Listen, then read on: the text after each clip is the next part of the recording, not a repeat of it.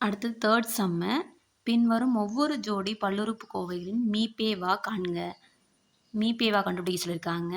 அதில் first substitution என்ன கொடுத்துருக்காங்கன்னா 12 x power 4 minus x cube, இது ஒரு பல்லுறுப்புக்கோவை. இன்னொரு பல்லுறுப்புக்கோவை 8 x power 4 minus 3x cube plus 2x square. இவற்றின் மீசிமா 24x cube into x minus 1 into x minus 2 அப்படின்னு சொல்லி கொடுத்துருக்காங்க. இப்போ இதிலிருந்து f of x g of எக்ஸ்ன்னு சொல்லி எடுத்து எழுதிக்கலாம். F of X equal to 12 into X power 4 minus x cube அப்படின்னு இருக்குது. இப்போ இதை வந்து எப்படி எழுதலாம்னா, இதில் இருந்து எக்ஸு கியூபை காமனாக வெளியே எடுத்துட்டோம்னா 12 எக்ஸ் கியூபை வெளியே எடுத்துட்டா இங்கே எக்ஸ் மட்டும் இருக்கும், இங்கே 1 மட்டும் இருக்கும். இதுதான் எஃப் ஆஃப் எக்ஸு. அடுத்து இருக்கிறது ஜி ஆஃப் எக்ஸ்ன்னு எழுதிக்கலாம். G of X equal to 8 into X power 4 minus 3x cube plus 2x square. இப்போது இங்கே வந்து X power 4 X cube X ஸ்கொயர்னு இருக்குது. இப்போ இதிலேருந்து எக்ஸ் ஸ்கொயரு எல்லாத்துலேயும் இருக்குது. அப்போ அது காமனாக வெளியே எடுத்துடலாம். இப்போ 8 இன்ட்டு எக்ஸ் ஸ்கொயரு இன்ட்டு இங்கே வந்து X square minus 3x plus 2 அப்படின்னு இருக்குது. இப்போ இது வந்து நம்ம 8x ஸ்கொயரு, இது வந்து காரணிப்படுத்தல் முறையில் போடுறோம். பெருக்குனா வந்து ஓர் 2 2 ப்ளஸ் 2 கூட்டுனா மைனஸ் 3 வரணும். இப்போ ஓர் 2 2 பக்கம் மைனஸ் போனால் கூட்டுருவோம், கூட்டிட்டு பெரிய சைனை போடுவோம். இங்கே பெருக்கும் போது மைனஸ் இன்ட்டு மைனஸ் ப்ளஸ் ஆகிடும். அதனால் அப்படியே எடுத்துக்கிறோம். இப்போ எக்ஸ் ஸ்கொயரு அப்படியே வரும். மைனஸ் 3xக்கு பதிலாக minus 1x minus 2x plus 2, இந்த 2 ப்ளஸ் 2 அப்படியே ரிமைனிங் வரும். இப்போ 8x ஸ்கொயரு, இதிலேருந்து காமனாக என்ன எடுக்கலாம், எக்ஸை வெளியே எடுக்கலாம். இப்போ இங்கே எக்ஸு மைனஸ் 1ன்னு இருக்கும் இந்த டேர்மில். இங்கேருந்து மைனஸ் 2வை வெளியே எடுத்தோன்னா இங்கே எக்ஸ் வரும், மைனஸ் இங்கே 1 ஆகிடும் 2 வெளியே எடுக்கும் போது. இப்போ இதிலேருந்து காமனாக என்ன வெளியே எடுக்கலாம்னா எக்ஸு மைனஸ் 1 காமனாக வெளியே எடுக்கலாம். இப்போ ரிமைனிங் என்ன இருக்கும், எக்ஸ் மைனஸ் 2 இருக்கும்.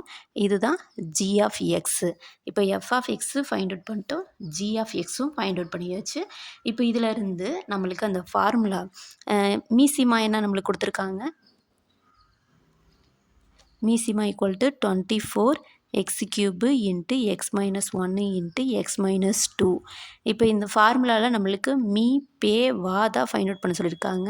அப்போ அதோடைய formula f of x into g of x divide மீசிமா.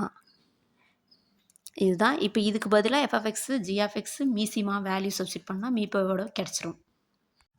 இப்போது மீ பே வா எஃப் ஆஃப் எக்ஸோட வேல்யூ என்னது, 12x cube x minus 1, 12x cube into x minus 1 into g of x என்ன கொடுத்துருக்காங்க, என்ன கண்டுபிடிச்சிருக்கோம், மீ பேவா கண்டுபிடிக்கிறதுக்கான formula f of x into g of x divide by மீசிமா. எஃப் ஆஃப் எக்ஸோட வேல்யூவு 12x cube into x minus 1. அடுத்து ஜி ஆஃப் எக்ஸோட வேல்யூவு 8x square into x minus 1 into x minus 2. 8x square